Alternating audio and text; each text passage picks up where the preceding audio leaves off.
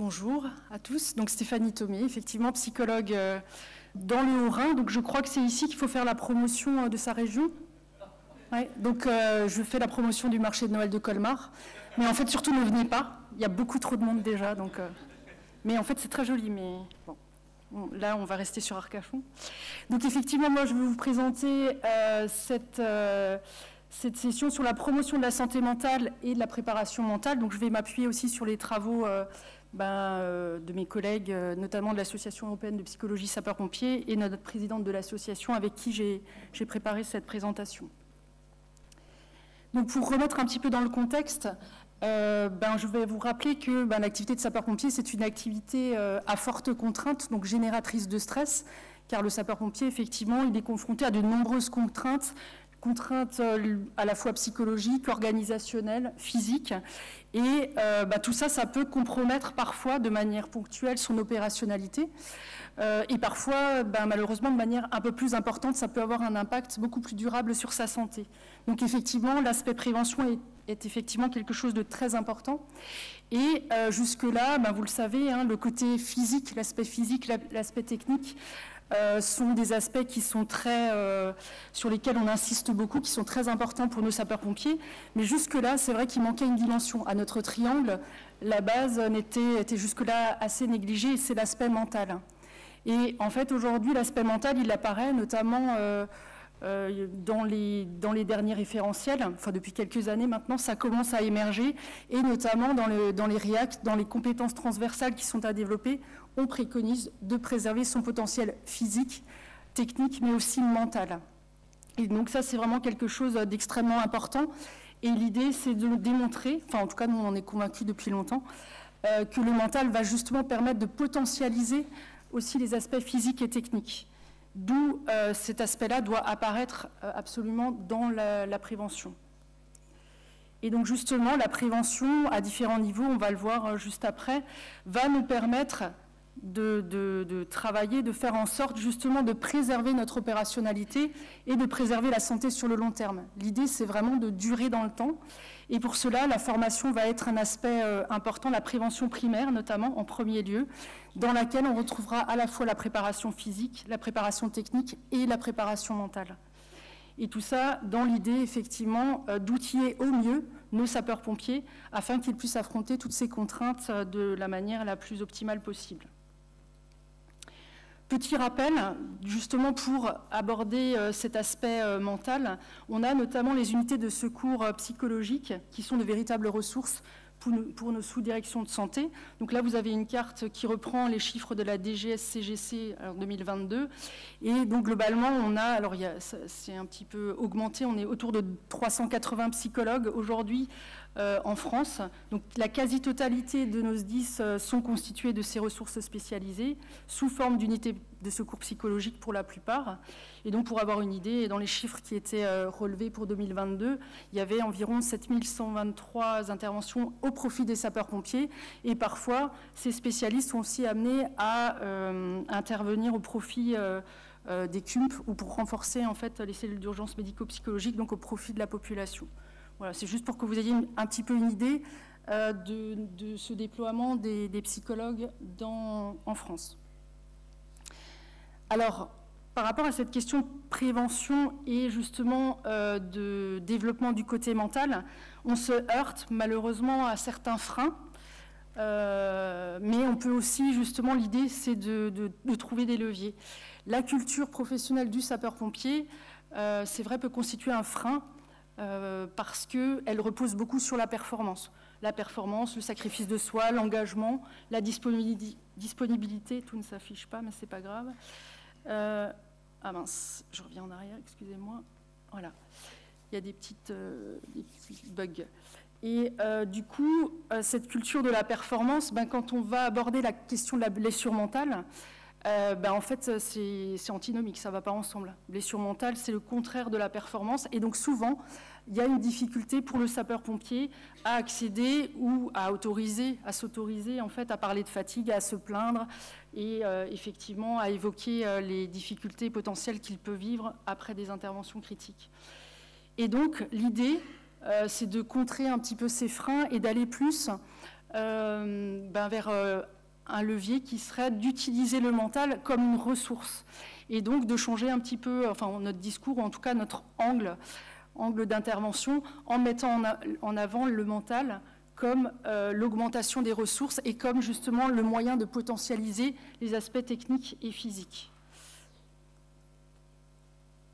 Pour revenir un petit peu sur la question de la prévention et le rôle crucial de la prévention dans la préservation du potentiel, justement le rôle des USP, des unités de secours psychologique dans la prévention, il y a d'abord effectivement le niveau primaire, où là notre rôle va vraiment être d'axer notamment nos formations sur l'information en fait aux risques psychologiques, aux risques de l'activité, et surtout de donner déjà des moyens d'inculquer des techniques, des outils qui vont permettre de mieux absorber en fait d'absorber des situations d'impact psychologique. Juste pour rappel, pour montrer l'importance de cette prévention primaire, si vous avez en tête les résultats de l'étude ESPA après les attentats de 2015, qui démontraient qu'en fait, le fait d'être informé de l'existence d'une unité de soutien psychologique, rien que le fait d'être informé de ça, pour les primos intervenants, ça divise par 3 le risque de développer un stress post-traumatique, un trouble de stress post-traumatique, ça divise par 6 lorsque la personne en fait a été sensibilisée au risque psychologique, aux réactions potentielles en cas d'événements critiques, et enfin ça divise par 13 lorsque la personne a été formée au premier secours psychologique. Donc il y a vraiment un intérêt à sensibiliser nos personnels et à leur donner des outils pour mieux absorber en fait ces impacts potentiels. Deuxième niveau de prévention, c'est le niveau de prévention secondaire, quand vraiment il se passe un événement critique et que le sapeur-pompier va présenter des réactions inhabituelles. Le rôle des ISP, ça va être de trier pour pouvoir détecter potentiellement le risque de blessure mentale et surtout d'apporter les premiers secours psychologiques opérationnels. Et on le verra tout à l'heure, le rôle de la préparation mentale, là aussi, va être assez important, où les outils qu'on aura inculqués en prévention primaire seront importants. Prévention tertiaire, vous l'avez dit tout à l'heure, donc là on est plus dans le soin, c'est quand vraiment des séquelles apparaissent après un impact ou après en fait un cumul d'impacts psychologiques. Et là le rôle des USP, c'est vraiment d'accompagner les blessures mentales opérationnelles. Et on a rajouté la prévention quaternaire, parce qu'effectivement on se retrouve parfois dans un excès, si je puis me permettre l'expression, où on va vouloir peut-être parfois surpsychologiser, pathologiser. Or, je rappelle que notamment les psychologues sapeurs-pompiers, nous sommes plutôt là pour la prévention, nous ne sommes pas là face à une population malade, mais par rapport à une profession qui est à risque de par ses expositions répétées à la souffrance, à de multiples impacts. Et du coup, notre rôle, c'est plus dans la prévention, c'est plus d'armer, d'outiller et de former nos collègues. Même si, effectivement, parfois, on va intervenir, ou en tout cas orienter vers le soin. Mais dans le quaternaire, l'idée, c'est vraiment de pouvoir favoriser l'autonomie de nos personnels, de les laisser contrôler, avoir le contrôle de la situation, et ne surtout pas mettre surpsychologiser, comme je le disais tout à l'heure. Et donc, bien veiller à ce que les indications des actions psychologiques soient bien justes et bien préconisées. Alors, si on en vient à la préparation mentale, justement, les techniques de préparation mentale, on se rend compte que c'est vraiment un moyen concret de mettre en œuvre justement cette prévention et notamment de répondre de manière cohérente aux préconisations qui sont faites dans les différents référentiels, notamment aussi dans le plan national SSQVS, Santé, Sécurité, Qualité de vie en service 2019-2023, qui préconise ou qui demande en tout cas aux services d'incendie et de secours de mettre en place des dispositifs ou des actions qui vont permettre de préserver la santé et la sécurité de nos personnels. Donc ça, on va dire, c'est la partie institution. Et puis, on retrouve également dans les référentiels dont je parlais déjà, les REAC, cette inscription de la compétence transversale pour chaque sapeur-pompier, du sapeur jusqu'au plus haut gradé, la nécessité en fait de préserver son potentiel physiologique, physique, psychologique et social. Et donc ça, je trouve que c'est intéressant parce que ça remet à la fois la responsabilité sur l'institution de mettre à disposition des éléments, des outils qui permettent à nos sapeurs-pompiers de s'en saisir, et à la fois, ça responsabilise aussi nos sapeurs-pompiers sur le fait que chacun est responsable de préserver son potentiel, ou en tout cas d'être dans les meilleures conditions possibles pour affronter les contraintes de son activité. Je reviens sur les notions de prévention. Par rapport à la préparation mentale, justement, qu'est-ce que ça va nous apporter? Vous disiez justement tout à l'heure que la prévention primaire était primordiale, puisque c'est là où on peut inculquer déjà des outils et qui vont vraiment permettre de limiter les impacts, de mieux absorber quand il y aura une situation critique. Et là, j'ai repris l'illustration de mes collègues du SDIS 33. Vérifier mon EPPI, c'est l'équipement de protection psychologique individuelle. Comme, en fait, on se saisit et on s'équipe de son équipement de protection individuelle, c'est une façon aussi de se sécuriser, ou en tout cas de s'armer, de s'outiller pour pouvoir faire face à toutes ces contraintes. La préparation mentale, elle a aussi un intérêt dans la prévention secondaire, dans le sens où quand l'événement se produit, l'événement critique se produit et qu'il peut y avoir réaction inhabituelle, le fait de disposer des outils qui ont été inculqués en prévention primaire, déjà ça va permettre un meilleur contrôle, une meilleure régulation de ces émotions, parce que ça peut quand même être assez perturbant, et ça permet un reconditionnement plus rapide pour retourner à l'opérationnalité. Et enfin, dans la prévention tertiaire, si jamais on est en situation de personnel qui se retrouve avec des séquelles ou un trouble de stress post-traumatique, par exemple, ces outils permettent également d'accompagner le soin et de favoriser en fait la récupération. Et notamment dans le Haut-Rhin, on utilise aussi, on a un programme de retour opérationnel et fonctionnel quand on a des personnels qui sont arrêtés pendant un certain temps. On prépare en fait le retour à l'opération et on peut utiliser ces outils de préparation mentale également qui favorisent et qui optimisent ce retour. Donc, pour revenir sur la prévention primaire, c'est vraiment le socle. Effectivement, c'est la chape qui va permettre en fait de renforcer et de donner un maximum de stabilité et plus de ressources à nos collègues. Si vous avez en tête la notion du stress ressenti, vous savez qu'en situation de stress, en fait, on va faire une double évaluation. On va à la fois évaluer c'est quoi les contraintes de la situation à laquelle je suis exposée, et d'autre part, c'est quoi les ressources que j'ai pour faire face à ça.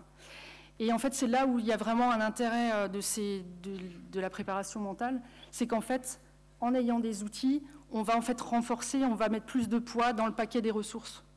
Et du coup, ça peut changer le stress qu'on peut ressentir, ça peut limiter en tout cas le niveau de stress et éviter des réactions de stress dépassées. Alors bien sûr, il y a des situations où on aura beau avoir son paquet de ressources qui est bien chargé, si la situation est vraiment très très contraignante, ça ne suffira peut-être pas, mais en tout cas, ça peut vraiment limiter les impacts. Donc j'en viens à une technique possible, une méthode possible de préparation mentale, celle que je connais, puisque c'est celle à laquelle je suis formée en tant que praticienne TOP. Donc c'est les techniques d'optimisation du potentiel. Il y a tout un tas de techniques de préparation mentale. Cette méthode-là, dans le SDIS 68, on y a trouvé un intérêt parce qu'elle est structurée sous forme de protocole. Et je trouve qu'elle correspond très bien à ce qui peut être attendu, en tout cas dans notre milieu. Cette méthode, elle a été créée dans les années 90 par le docteur Edith Perrault-Pierre, médecin militaire et du sport, qui a eu une commande de l'armée donc dans les années 90, commande de mettre en place quelque chose, une méthode qui puisse être apprise par les militaires et surtout être appliquée en tout lieu, en toutes circonstances, en autonomie. Donc comme ils l'apprennent, ils peuvent gérer les techniques par eux-mêmes dans les situations de fatigue en opération et au niveau du stress opérationnel.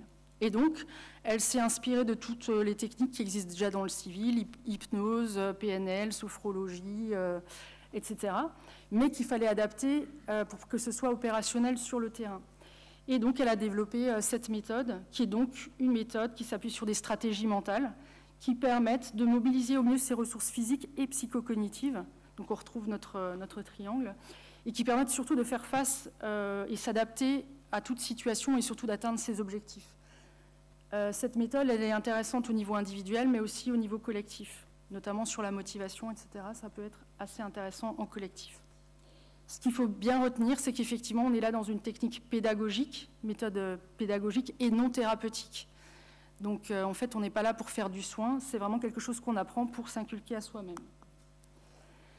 Cette méthode, elle repose sur 4 piliers principaux qui sont la respiration contrôlée les techniques de relaxation, tout ce qui est représentation mentale. Donc dans la représentation mentale, on va retrouver tout ce qui est lié à nos 5 sens, aux facteurs en fait, qui nous permettent de détecter ce qui se passe dans notre environnement extérieur, mais également les facteurs internes comme l'interoception, la proprioception, l'équilibrioception, où en fait on va être à l'écoute de nos sensations en interne qui vont nous donner des indications aussi sur ce qu'on est en train de vivre. Et enfin, le 4e pilier, c'est le dialogue interne, c'est le fait de se parler. On se parle tous, c'est tout à fait normal, enfin je crois, docteur. S'il y a plusieurs voix qui parlent, ça c'est un peu plus gênant. Mais en tout cas, on se parle tous. Mais parfois, on se parle mal. Et donc, dans les tops, en fait, on va en tout cas conscientiser ce discours et essayer de l'orienter vers les objectifs et plutôt vers un dialogue interne positif. Donc, ces 4 piliers qui constituent la méthode vont être utilisés dans différentes techniques qui vont avoir des objectifs différents. C'est-à-dire qu'on va avoir des techniques qui vont nous permettre, certaines, de nous dynamiser, c'est-à-dire de nous préparer à l'action. Quand on a une action à venir, ça nous permet de nous mettre dans le bon niveau d'activation. Des techniques qui vont nous permettre de nous réguler, c'est-à-dire en situation, en mission, on sent que d'un coup, on monte un petit peu en niveau de stress, on est trop activé et ça risque de nous faire perdre notre lucidité ou voilà, on sent qu'on risque d'être en stress dépassé, inadapté. Et ben, du coup, on a des techniques qui nous permettent en fait, de redescendre dans le bon niveau d'activation. Et puis, enfin, des techniques qui nous permettent de récupérer, une fois la mission terminée, comment est-ce que je vais me reconditionner, comment je vais faire en sorte d'être à nouveau opérationnel. Et donc, en fonction de l'objectif, donc dans les tops, finalement, l'idée, c'est de prendre conscience de son besoin et en fonction de ce besoin, d'utiliser un levier qui va permettre en fait, de répondre à un objectif, soit de dynamisation, de régulation ou de récupération. Et donc, ce qui va être assez intéressant dans le processus d'apprentissage, c'est qu'on commence par apprendre à se connaître, à connaître comment fonctionne son organisme. On va avoir des informations sur c'est quoi le stress, c'est quoi le sommeil, c'est quoi la motivation, comment fonctionnent les activités de mémorisation, etc. Et puis, après, on va apprendre à détecter chez soi comment on fonctionne, parce qu'on a chacun aussi des particularités, des spécificités.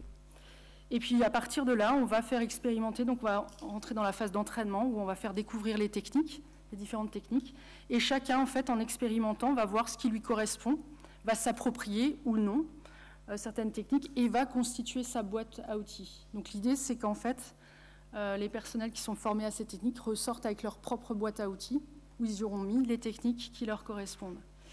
Et enfin, l'application, l'idée finale, l'objectif, c'est de pouvoir avoir à sa disposition cette boîte à outils, parfait, cette boîte à outils, et de pouvoir piocher dedans, en fonction du contexte, des besoins du moment, de pouvoir en fait utiliser la technique qui permettra d'arriver à l'objectif, donc en toute autonomie, et pour pouvoir préserver son potentiel, répondre à la mission et préserver sa santé. En gros, voilà l'objectif des tops, et j'arrive à la dernière, mais du coup, ça, je vais le laisser si j'ai pas trop de temps. C'est des exemples, en fait, d'applications dans la régulation du stress. Par exemple, on va utiliser la respiration contrôlée. Respiration contrôlée qui est déjà citée notamment dans les guides de techniques opérationnelles, où on trouve les 4 techniques de respiration qui permettent d'économiser l'air. Il y a des techniques de dynamisation, par exemple lors d'un départ de nuit, quand on est vraiment dans un sommeil lent profond, on peut avoir une inertie de sommeil et avoir du mal à se mettre en action, donc il y a des techniques qui permettent de se dynamiser plus rapidement. En termes de motivation, vous voyez, pour préparer un concours ou une épreuve, en termes de récupération, par exemple sur les feux de forêt ou les interventions de longue durée, des techniques de respiration comme les siestes flash ou les temps de pause optimisés peuvent être intéressants. Et dans l'apprentissage, dans le milieu pompier, on a quand même beaucoup de choses à apprendre, de procédures à intégrer. Il y a des techniques qui permettent de mémoriser, notamment la répétition mentale qui va être très intéressante. Je m'excuse, j'accélère un peu, parce que je voudrais juste vous montrer une petite vidéo. Normalement, ça dure 3 minutes. On est bon ou pas? On est bon. OK. Donc une petite vidéo qu'on a, alors c'est un extrait d'une vidéo rapide, on a fait des raccourcis, sinon c'était trop long, pour vous montrer dans une journée de garde comment on peut injecter des techniques top. Donc je laisserai la régie si vous voulez bien lancer la vidéo.